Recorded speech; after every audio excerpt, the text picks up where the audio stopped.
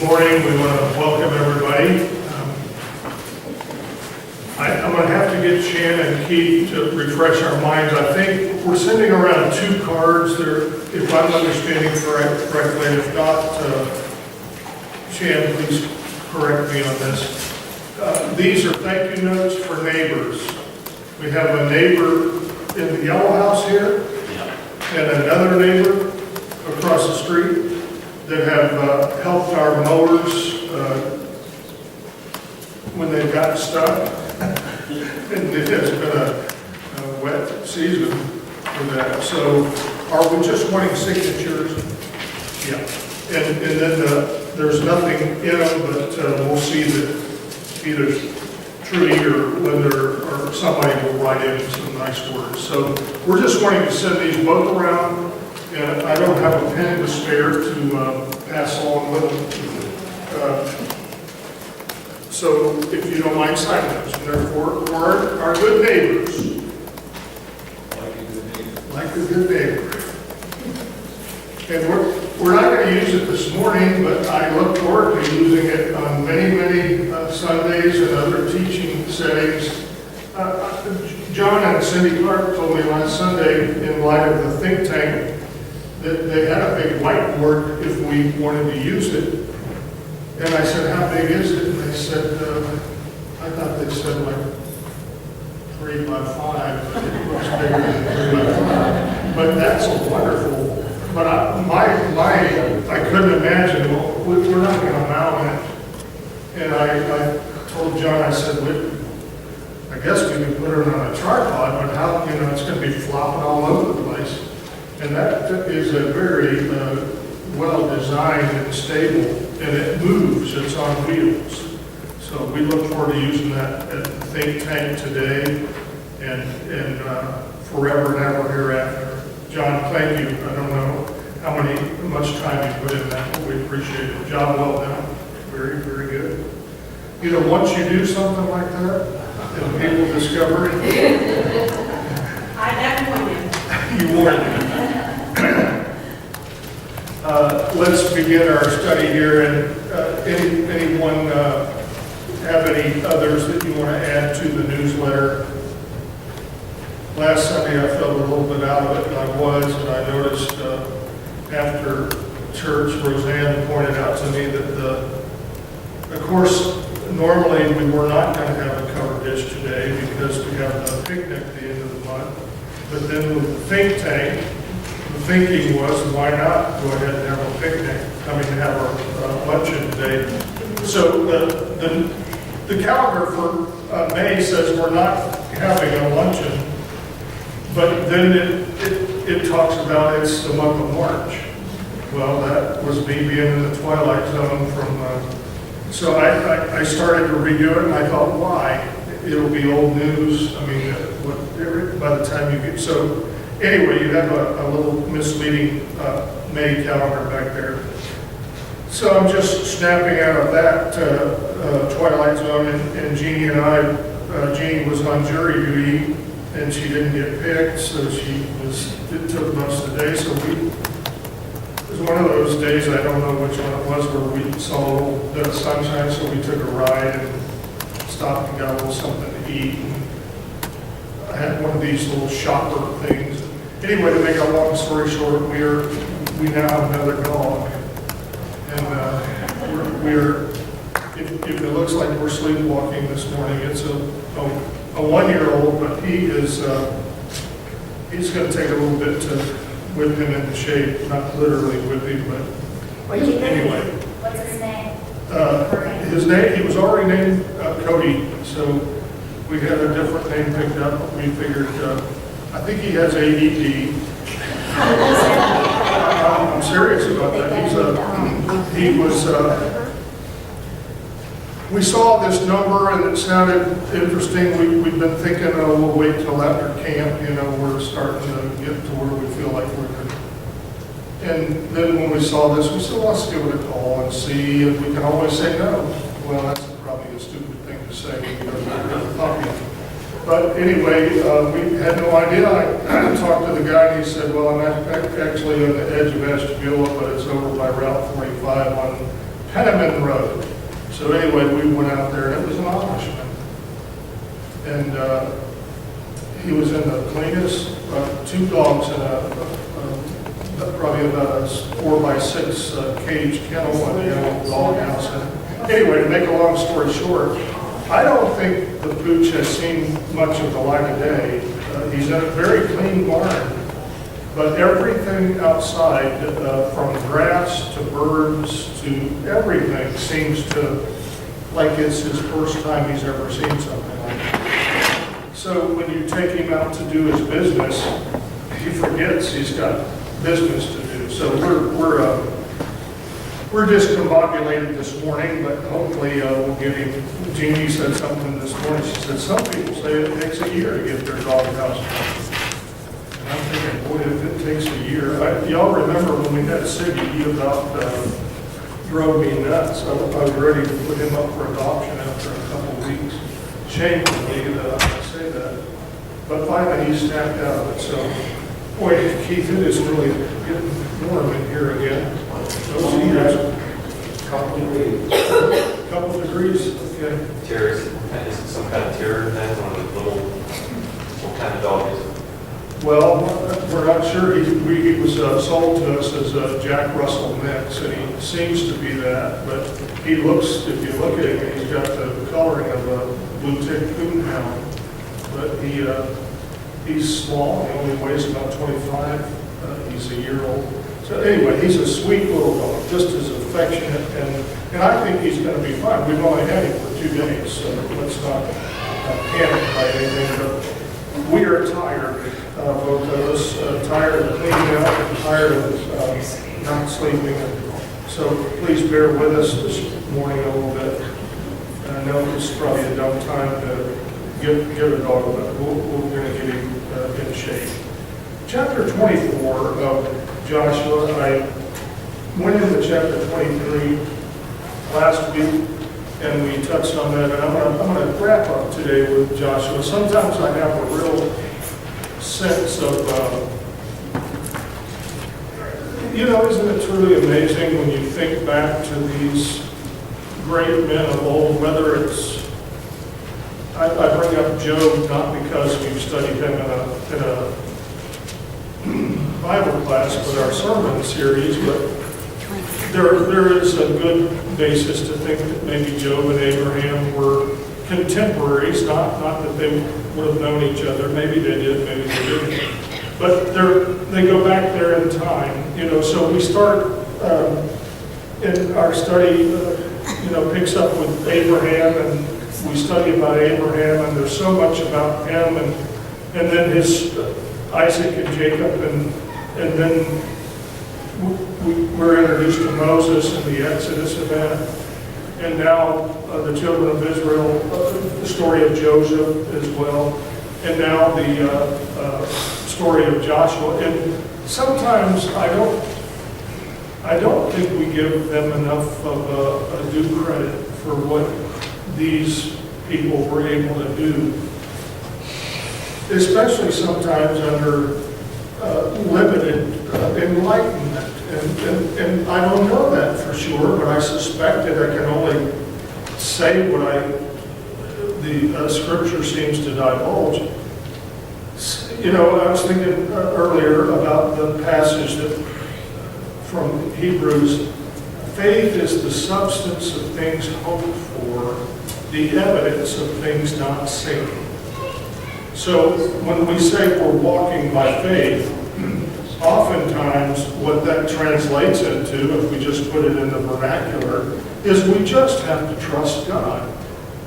We don't know what the future is going to bring or how it's all going to unfold, but we're walking by faith that God is our director and that He will lead us in paths of righteousness. And that may include green grass, or it may include the valley of the shadow of death.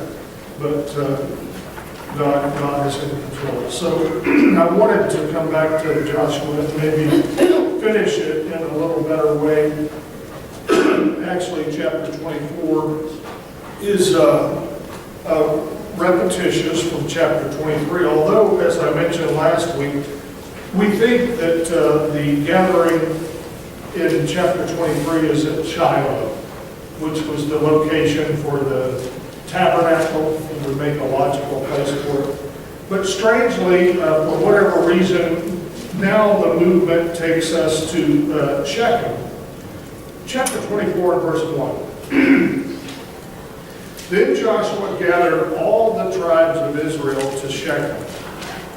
Now, maybe we could distinguish a little bit of difference if we go back and look. And chapter 23 says,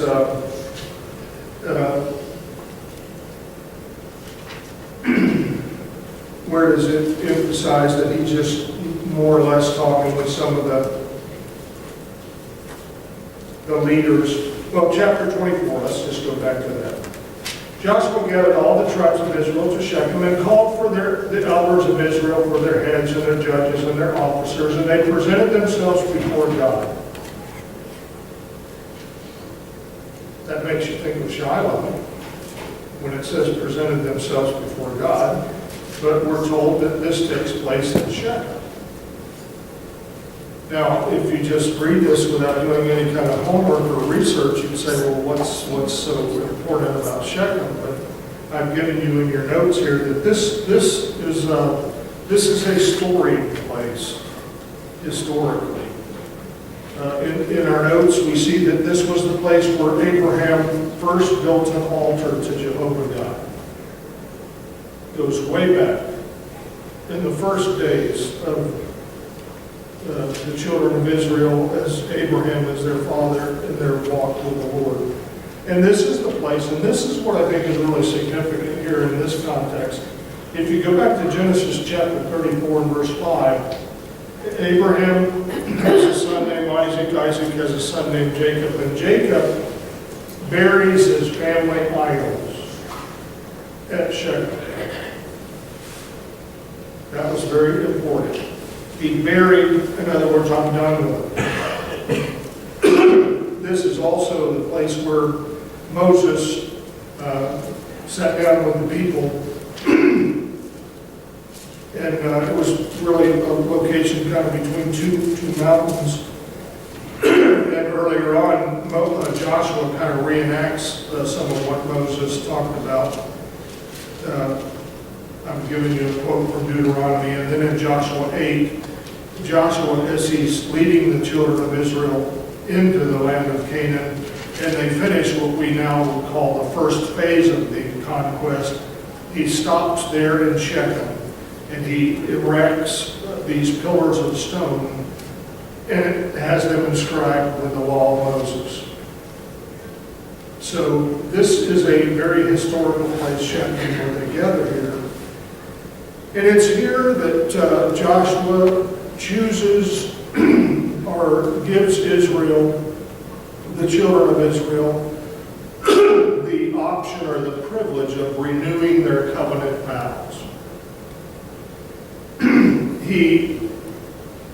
Let's read verse 2. He said to all the people, "Thus says the Lord, the God of Israel, from ancient times your fathers lived beyond the river," meaning the Jordan and another area, namely Terah, the father of Abraham and the father of Nahor, and they served other gods. See, this is why I think the location of Shechem is important. It's going to play right into this. And then God says to them, now I want you to notice the big I here. And it should be capitalized in most of your translations. This is God talking through Joshua to the people. And God says, I took your father Abraham beyond the river and led him through all the land of Canaan and multiplied his descendants and gave him Isaac. And to Isaac I gave Jacob and Esau.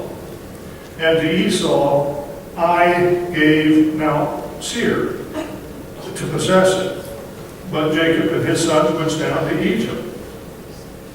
Then I sent Moses and Aaron, and I plagued Egypt by what I did in its midst. And afterwards, I brought you out, and I brought your fathers out of Egypt.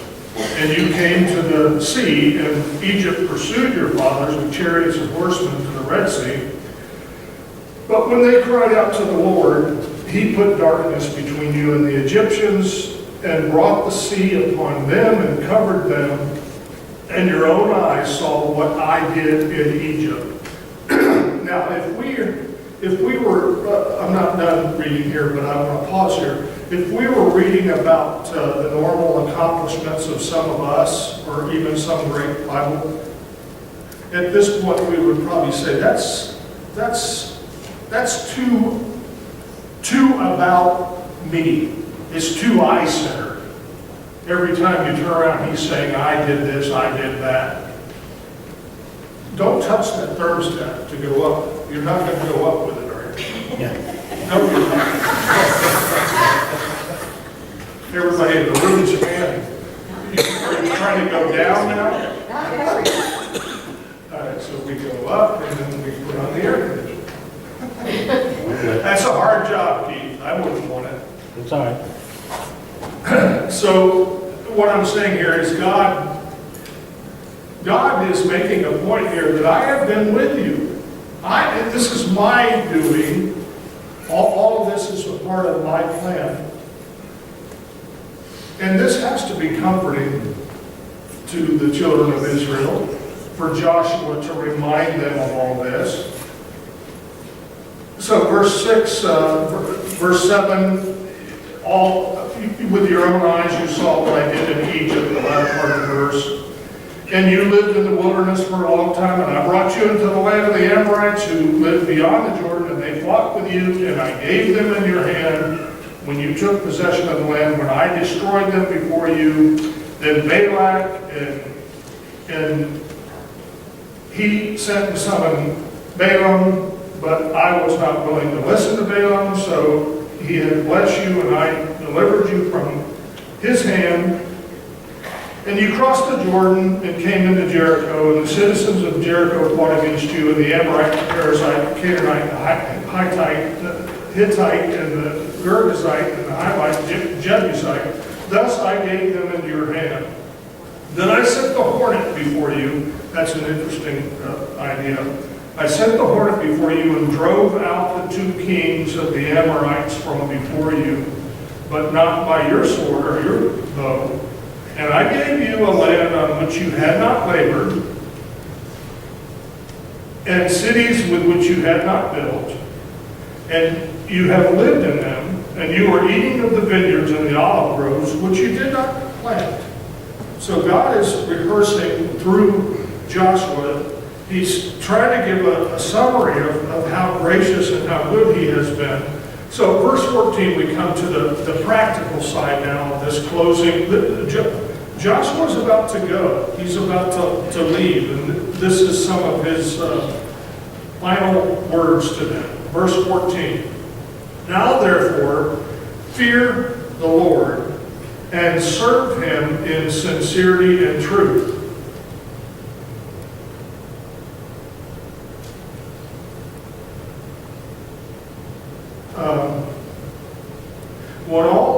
When everything else has been said, the conclusion to the whole matter is this. Finish it. That's Solomon in the close of Ecclesiastes. When everything else has been said, the conclusion of the matter is this. Fear God and keep his commandments, for this is the whole of man. We don't think as much on that, fearing God. And I know we're in a new covenant realm, and even simple things like the approaching of God in prayer have changed. And it's not that we have gotten presumptuous or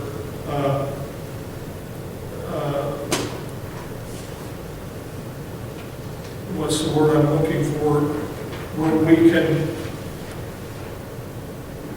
in times past, everything had to be done so carefully, and you had to have the intermediary and all that. And now Jesus comes on the scene and he says, hey, talk to talk to your father, God as Father.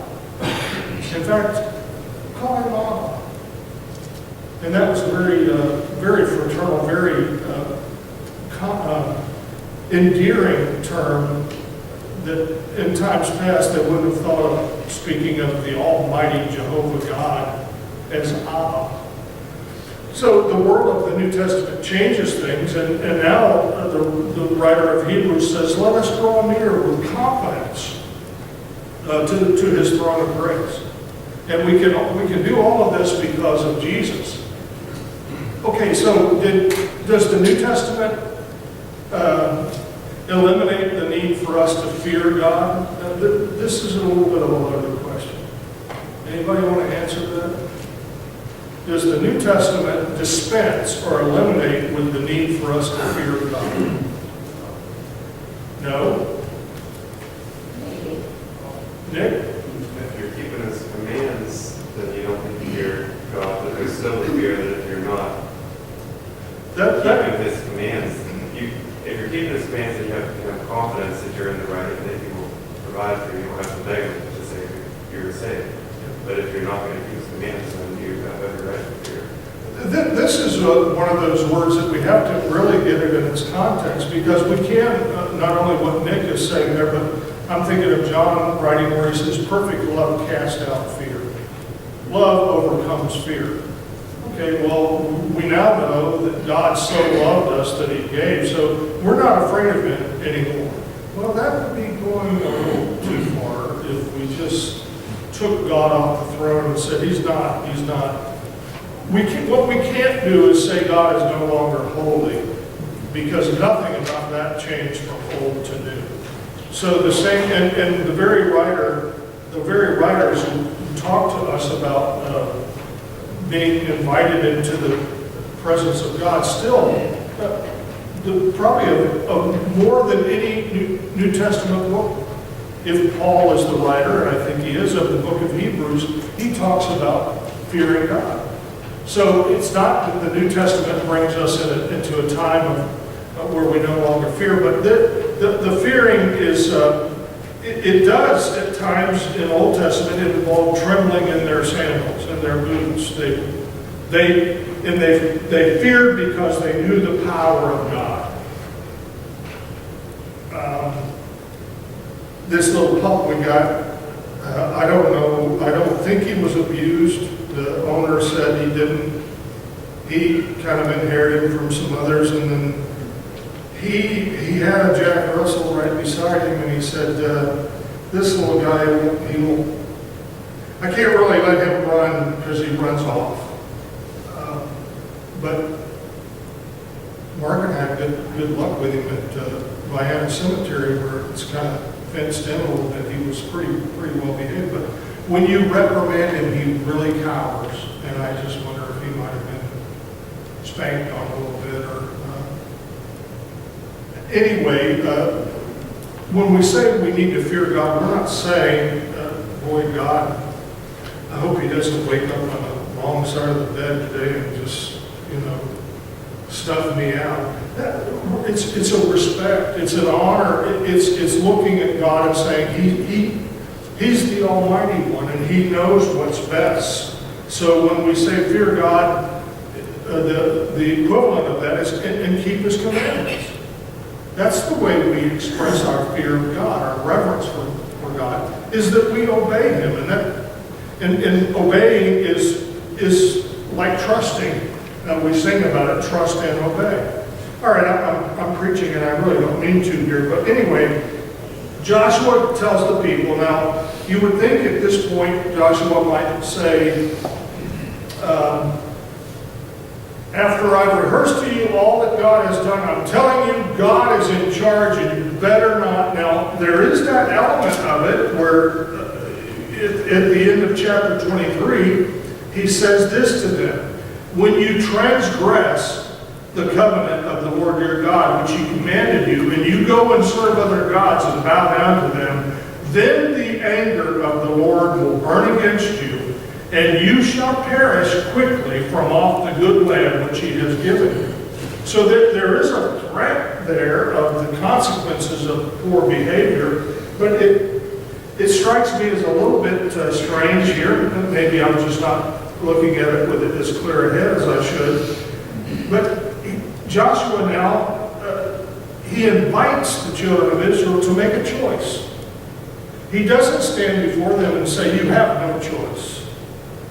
Sharia law has been enacted. Moses gave us all the stipulations we need. You don't have a voice in the matter. You just do what God says. He tells them to put away their gods and to serve the Lord. And then in verse 15, if it is disagreeable in your sight to serve the Lord, then choose for yourselves today. Now, Vic, you can imagine if you're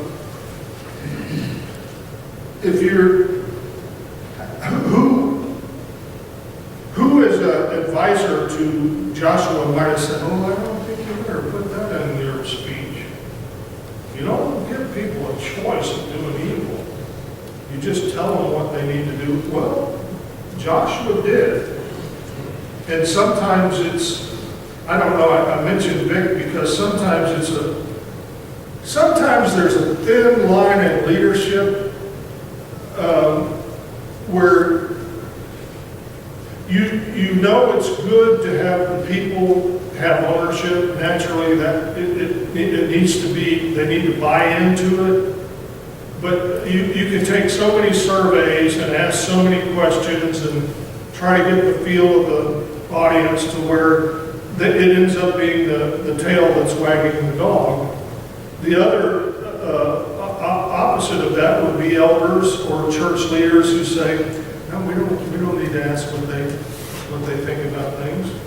We're the elders of this church. We're the shepherd. Oh man, they're dumb sheep. They're going to do what we do, or we'll whip them into shape. So there's a middle ground there, isn't there?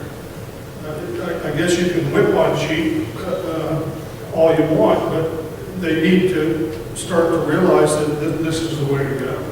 This is what So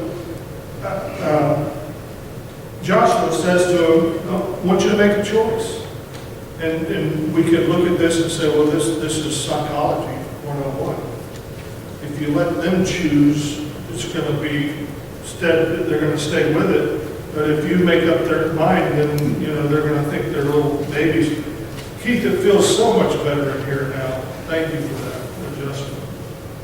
So Joshua tells them to choose. If you want to choose the gods which your fathers served beyond the river, or the gods of the Amorites, you can choose that. But Joshua stood before him and he says, but for me and my house, we're going to choose the Lord, Jehovah God. That's our choice, but you choose for your own household. Anybody comments or questions there? I named my son Joshua because of this verse. Jay, say that a little bit louder. I named my son Joshua because of this verse. That's great. This verse For me, gave her inspiration to name Joshua, her firstborn, Joshua. It's a great verse from Joshua here. And the people answered, and they said, far be it from us that we should forsake the Lord to serve other gods. Now, we can jump right into this text and say, nah, these people are so fickle. And they are, and we are at times. But I think they're really impressed here. They're moved, not only intellectually with the argument that Joshua has laid out, how God has been so good. And the only logical thing to do would be to say, well, we're going to choose God. Who else has done all of this for us as a people? But they're also moved emotionally. So they say, for our Lord God, verse 17, who brought us out of the land, brought us out of the land of Egypt and the house of bondage, and who did these great signs in our sight and preserved us all along the way. We, skipping down to verse 18, we also will serve the Lord, for he is our God.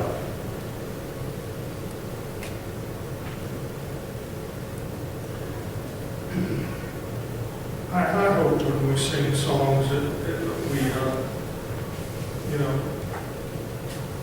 for He is our God, and we are the people of His pasture.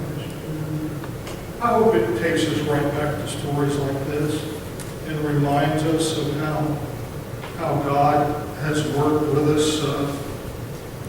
Joshua said to the people, he knows the people, and he's trying to, I don't know exactly what his plan here is. He's not really wanting to talk about it, but they say to him, Joshua says choose, and they say, okay, we're going to choose. We're going to follow you and serve the Lord our God. For the Lord our God, He is our God.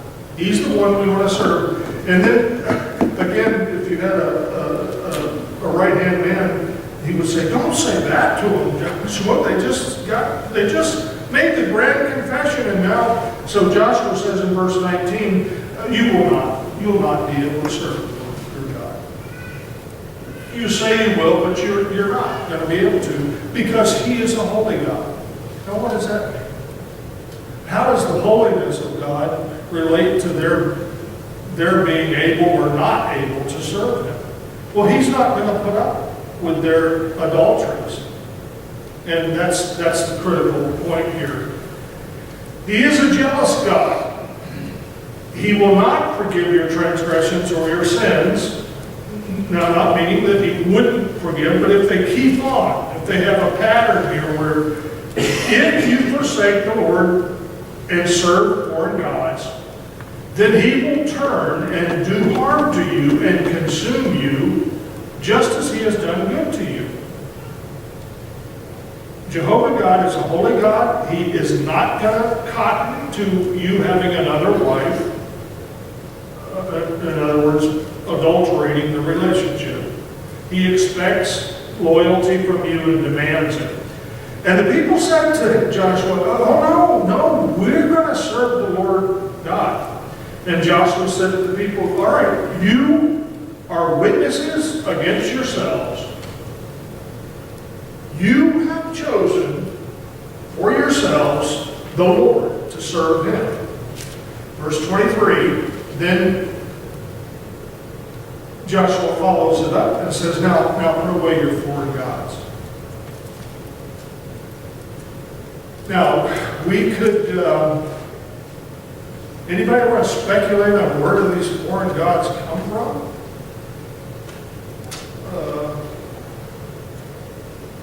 Sometimes the logistics of the journey from Egypt to the Promised Land, 40 years, and we could imagine all along the way,